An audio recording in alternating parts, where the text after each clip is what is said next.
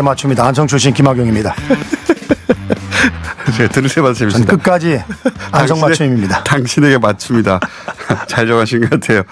한국당 김학용 의원 나오셨습니다. 안녕하십니까. 반갑습니다. 네. 예, 사안이 많아가지고 축축축축 스피드에 진행해 최선을 다하겠습니다. 패스트트랙은 절대 안 되는 거 아닙니까? 지금 자유한국당 입장에서는. 예, 절대 안 되는 이유를 설명해 주십시오. 패스트트랙으로 할 수 있는 일이 있고 할 수 없는 일이 있는데 바로 이 선거의 룰을 바꾸는 제도는 이제까지 대한민국 국회가 생긴 이후에 여야 합의 없이 통과시킨 적이 한 번이 없습니다. 그것은 쉽게 얘기하면 이런 겁니다. 공부를 열심히 해서 시험 성적을 올릴 생각을 해야 되는데 채점 방식을 자기에게 유리하게 바꿔서 성적을 올리려고 그러는 거가 똑같다. 이런 말씀을 드리고요. 저는 이번에 우리 선거제도가 대한민국 정치가 처한 현실을 그대로 보여주고 있다고 생각이 됩니다. 다시 말씀드리면은 내가 주장하는 거는 100% 선이고 남이 주장하는 것은 악이고 이런 이분법적인 논리로 접근하는데 사실은요. 두 가지가 다 장단점이 있고 어떤 제도를 채택하느냐의 문제고. 두 가지를 하면 패스트트랙에 올리자는 안과 자유한국당이 주장하는 안. 예. 다시 말씀드리면 연동형 비례대표제를 채택하는 것과 기존의 제도가 실질적으로다가 장단점이 있다. 그리고 또 하나 재미있는 것은요. 대통령 중심제하에서 연동형 비례대표제를 채택하는 나라는 전 세계에서 우리가 최초인 줄 알았더니 최초는 아니더라고요. 볼리비아가 있고 이번에 우리가 두 번째입니다. 그리고 연동형 비례대표제 모범 사례로 뽑히는 독일 그리고 뉴질랜드 같은 데는 아시는 것처럼 실질적인 의원 내각제거든요. 그리고 이제 이거 권력 구조랑 또 봐야 됩니다. 연동형 비례대표를 채택하게 되면은 소수 정당에 유리하기 때문에 다당제 제도가 생겨나게 됩니다.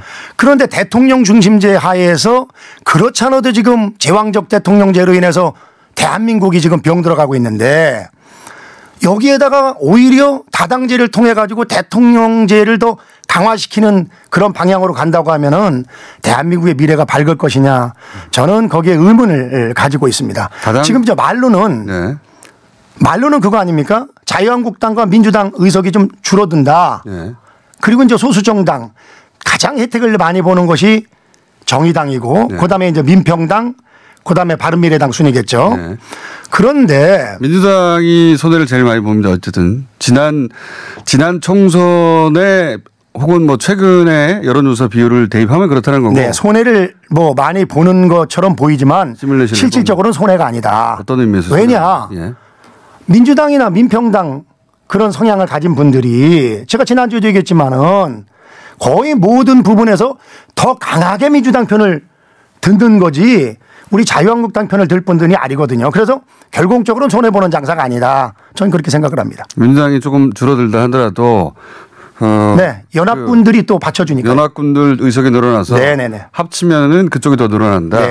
그래서 계속해서 이제 좌파 집권 세력의 장기 독재 야욕이다 이렇게 말씀하시는 거죠. 장기 독재 야욕까지는 좀 과한 것 같고요.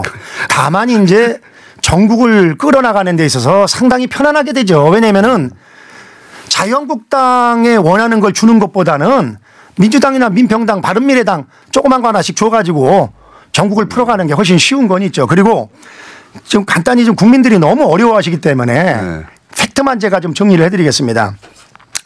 지금 소위 민주당과 야 3당 말이 야지 우리랑 같은 야는 아닙니다.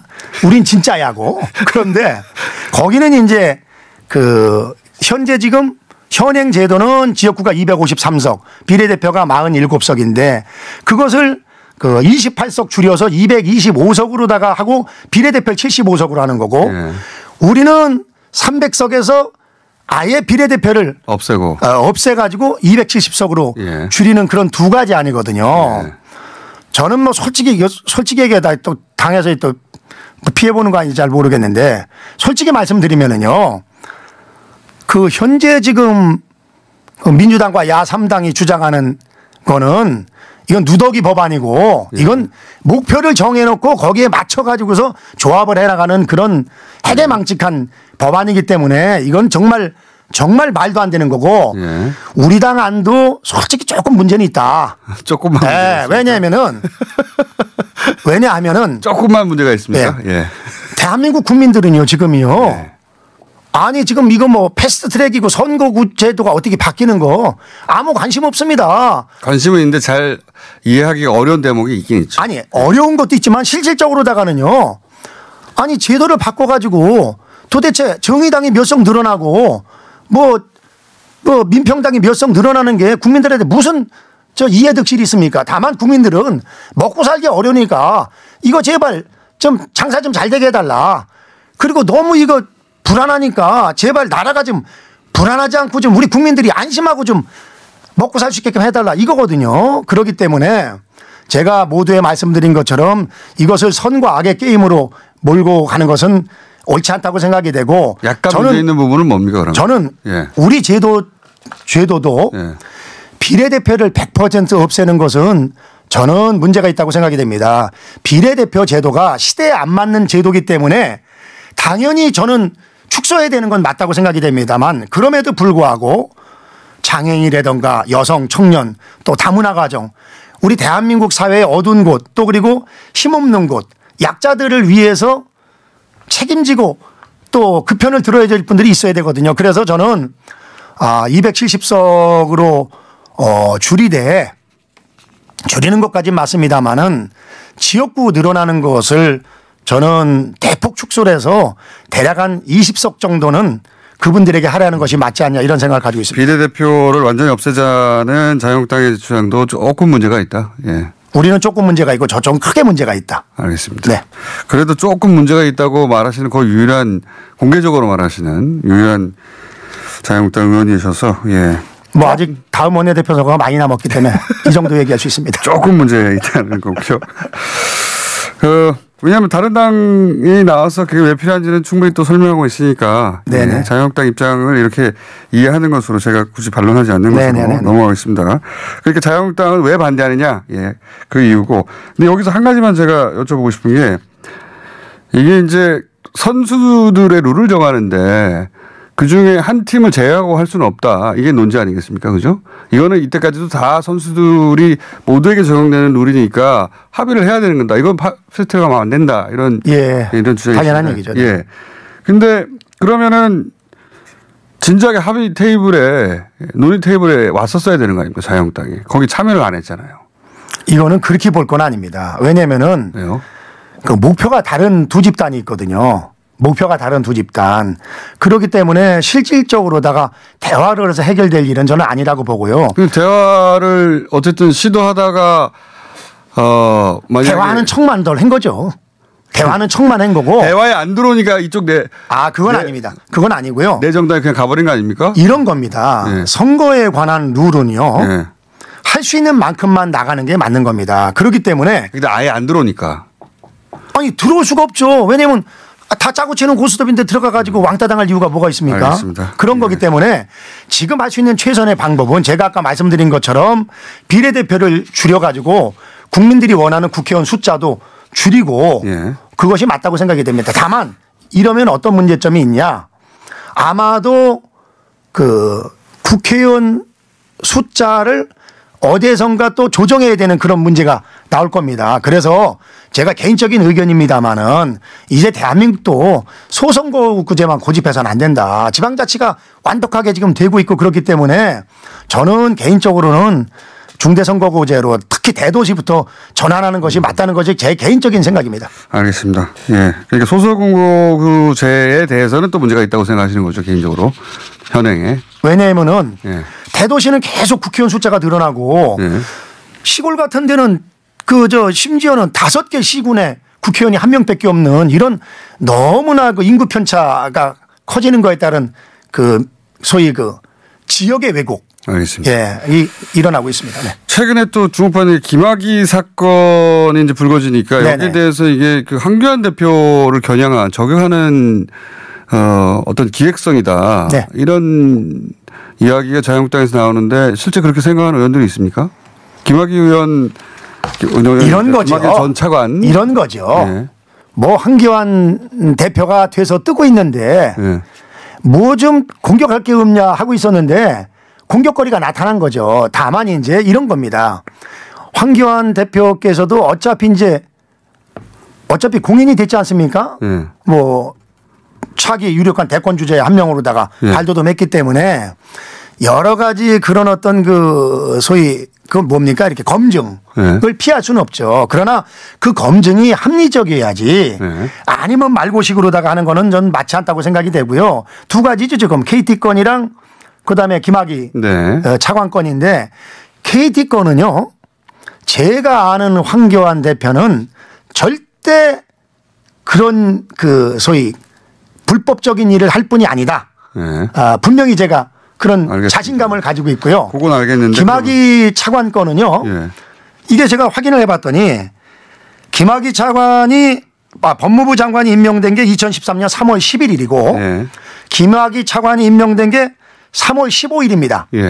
그리고 김학의 차관이 그만둔 것이 3월 21일. 6일 같이 있었습니다. 근데 6일 같이 있었는데 과연 6일 같이 있는 동안에 그 지금 드러나는 이런 일들을 다 알고 거기에 관여를 했겠냐. 전 그렇지는 않다고 봅니다. 그건 알겠습니다. 그 입장은 알겠는데 김학의 전 차관 사건은 그 자체로 조사해야 되는 사건은 맞죠? 물론이죠. 근데 조사해낸 사건이 맞는데 그럼에도 불구하고 대통령께서 외국 출장 갔다 와가지고서 첫 일성으로 국민들의 어려운 삶을 걱정하는 것보다는 특정 사건에 대해서 언급한 것은 저는 좀 적절치 않다는 생각은 가지고 있습니다. 다만 분명한 것은 어떤 일이 됐든지 간에 만약에 그 사실과 다른 일이 있다면 옥석은 가려져야 된다고 저는 생각이 됩니다. 그러기 위해서 특검을 도입하자는 민주당의 주장은 어떻게 보십니까? 뭐 필요하면 할 수 있는데요. 특검을 도입하려면은요. 자기들 입맛에 맞는 것만 할 거 아니라 우리 한국당에서 원하는 것도 같이 해야죠. 한국당에서는 지금 뭐 다양한 것들 지금 얘기하고 있지 않습니까? 그 김경수 도지사 재특검 같은 경우요. 드루킹 재특검도 있고요. 그리고 실질적으로 특검을 한번 했는데 재특검까지 해야 됩니까? 드루킹 건 같은 경우에? 지금 이제 그 새로운 사실들이 또 밝혀지고 있고 그러기 때문에 뭐 그런 일이 나오는데 특검 한번 한 건 재특검 주장은 이게 너무 많이 나온 거 아니에요? 그것도 좀 쉽지는 않은 일이죠. 쉽지는 않은 일입니다만 그 아시는 것처럼 특검이라는 것이 그야말로다가 양쪽이 합의를 해야 되기 때문에 서로 주고받아야 되거든요. 그렇기 때문에 그것이 뭐 드루킹 재특검이 될지 아니면은 요새 한간에서 가장 관심을 가지고 있는 대통령 그 따님 사위 관련 의혹이 될지 뭐 그런 것은 우리 김학의 건 단독으로 특검은 안 되고 만약에 여당이 그 특검을 원한다면 자유한국당이 원하는 특검도 같이 해야 된다 이런 말씀이시죠? 그것이 좀 합리적일 것 같은 생각이 듭니다.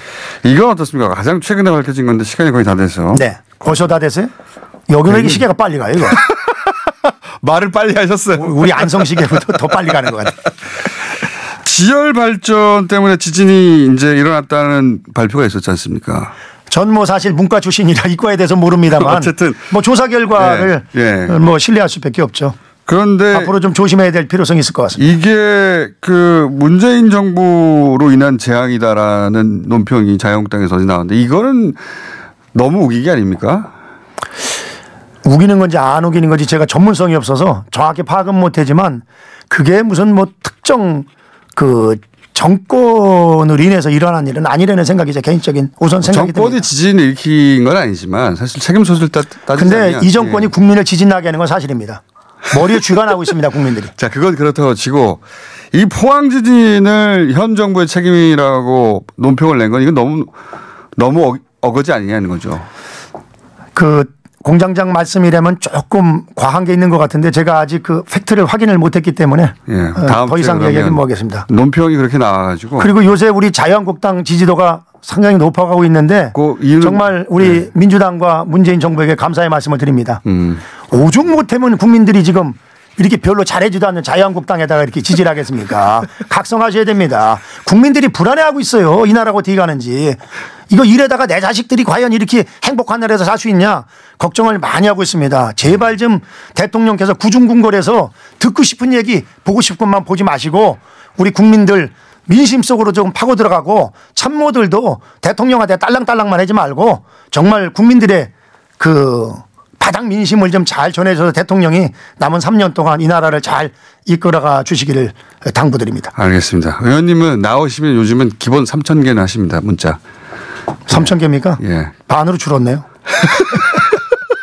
좋게 좀 봐주세요. 제가 절대 편파적으로 얘기하는 거 아닙니다. 알겠습니다. 네, 청취자 여러분. 제가 보기 기록 경신은 의원님 스스로 할 수밖에 없는 것 같습니다. 최근에 퍼포먼스를 볼 때는 의원님만이 할 수 있는. 최선을 다하겠습니다. 자, 여기까지 하겠습니다. 한국당의 김학용 의원이었습니다. 감사합니다. 네, 감사합니다.